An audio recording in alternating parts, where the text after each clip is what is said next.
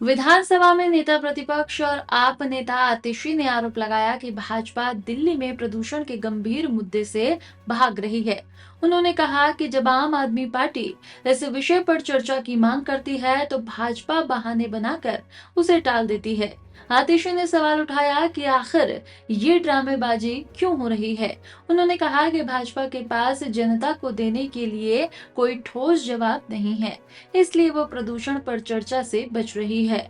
आपने विधानसभा में इस मुद्दे पर तुरंत चर्चा की मांग की है। भारतीय जनता पार्टी बीजेपी की दिल्ली सरकार प्रदूषण के मुद्दे से भाग रही है। आज दिल्ली की सबसे बड़ी समस्या है प्रदूषण। बच्चे, छोटे छोटे बच्चे स्टेरॉइड्स के साथ, इनहेलर के साथ ही सांस ले पा रहे हैं। बुजुर्गों की जान जा रही है।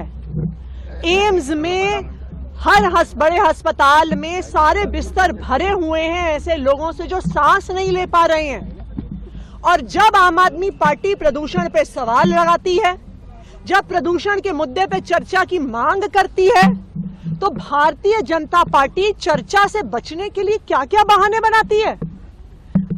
देश के इतिहास में पहली बार हुआ होगा कि किसी सदन में सत्ता पक्ष विपक्ष के खिलाफ प्रोटेस्ट कर रहा है, विपक्ष के खिलाफ सदन छोड़ के चला गया। क्यों हो रहा है ये तमाशा? ये तमाशा हो रहा है बीजेपी की सरकार को बचाने के लिए, बीजेपी जो प्रदूषण की चर्चा से भागना चाहती है उसके लिए, क्योंकि बीजेपी के पास कोई जवाब नहीं है।